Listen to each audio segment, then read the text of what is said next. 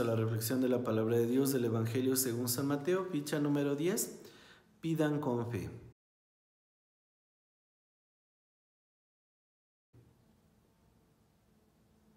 En el nombre del Padre, del Hijo y del Espíritu Santo. Amén. Escuchemos ahora la proclamación de la palabra de Dios. Pidan y Dios les dará. Busquen y encontrarán. Llamen y Dios les abrirá.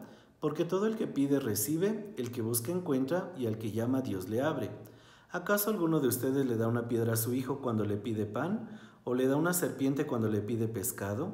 Si ustedes que son malos saben dar cosas buenas a sus hijos, ¿cuánto más su Padre que está en los cielos les dará cosas buenas a quienes se las pidan?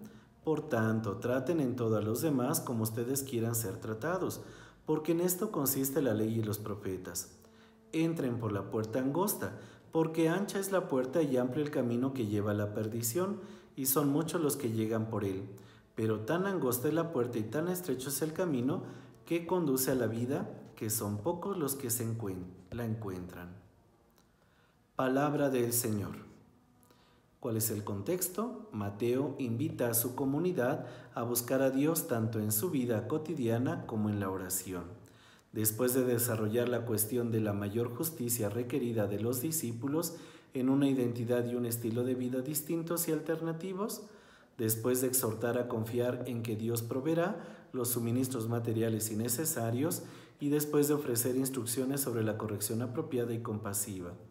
Esta sección recuerda a los discípulos que deben poner a Dios en el centro de todo y les da seguridades de la misericordiosa respuesta divina.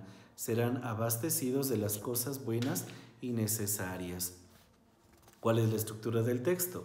3 partes, 7 al 11, eficacia de la oración, 12, la regla de oro, 13 al 14, los 2 caminos. Entremos en la reflexión. Primero, el texto empieza con la invitación a pedir. La invitación se basa en la certeza de que Dios escucha al orante. Trata sobre la búsqueda de Dios, la sabiduría, el conocimiento, la justicia, la voluntad, la presencia divina. Tengo que entender, tiene que ser una experiencia de vida. La oración es un diálogo con Dios, surge de mi interior, de lo que hay en mi corazón, de mi experiencia de vida, y sé que Él me escucha y sé que Él me ha de responder en el momento exacto para mi bien y para su gloria. Las imágenes que Jesús pone a consideración de sus oyentes afirman de la certeza absoluta de la escucha de Dios. También deja claro que el amor de Dios es mucho mayor que el amor de un padre terreno. Si las personas que me aman buscan que yo esté bien, que yo tenga lo necesario para vivir con dignidad, ¿cuánto más Dios hará por mí? Esa tiene que ser mi confianza. Y de la misma forma con la que Dios me ama, yo he de amar a mis hermanos. ¿Qué me dicen mis papás? Ama a tus hermanos. ¿Qué le dices tú como papá a tus hijos? Respeta a tus hermanos. Ámense, quiéranse, ayúdense. Pues eso es lo que Dios quiere de nosotros, queridos hermanos. La oración parte de mi realidad, pero no me puedo quedar nada más, dame el pan a mí. A lo mejor como hijos le hemos dicho a nuestros padres, tenemos hambre, mi hermanita tiene hambre, mi hermanito el más chiquito está enfermo. Pues así tenemos que ser, queridos hermanos, en la oración. Pedir por la saciedad del hambre que tienen nuestros hermanos, por la salud de nuestros hermanos enfermos, por el eterno descanso de los difuntos, por la conversión de los que como yo son pecadores, o peor que yo son más pecadores, pero que sé que necesitan de ese amor de Dios.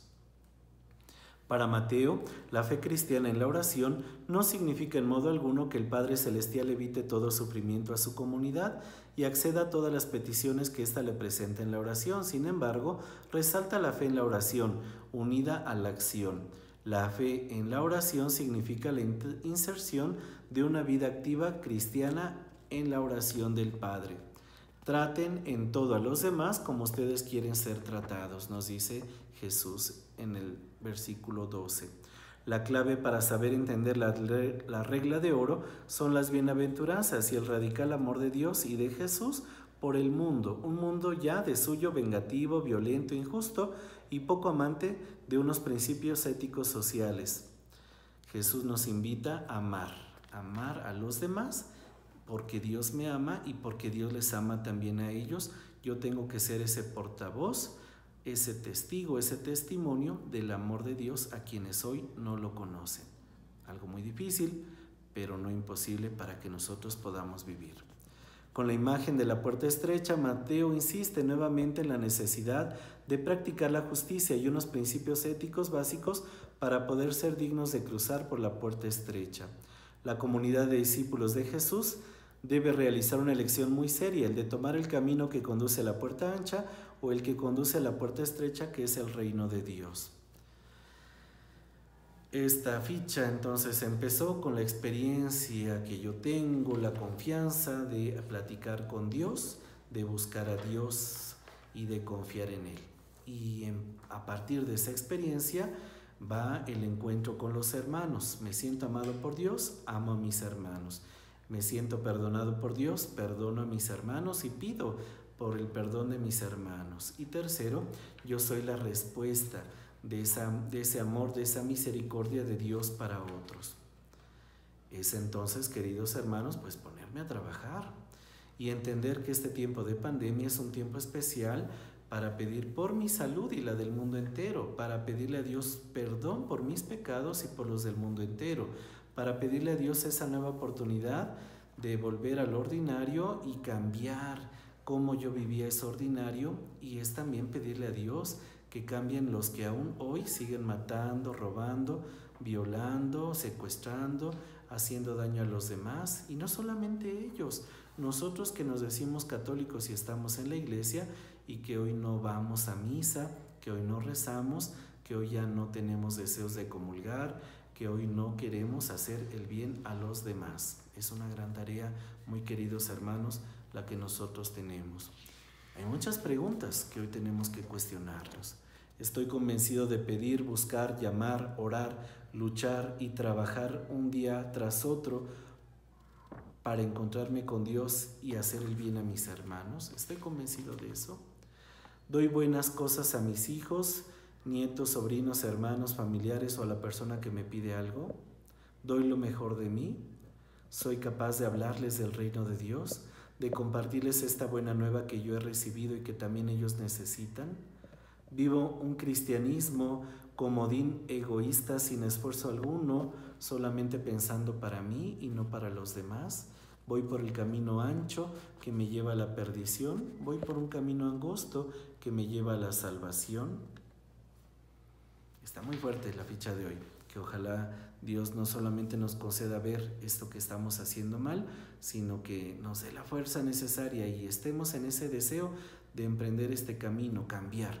Hoy la oportunidad que Dios me da para ser mejor cristiano, hijo, padre, madre, hermano, abuelo, tío y un mejor testigo del amor de Dios para quienes hoy lo necesitan muchísimo más que yo. Y que todos al final de nuestro día y de nuestra vida logremos encontrar la misericordia de Dios.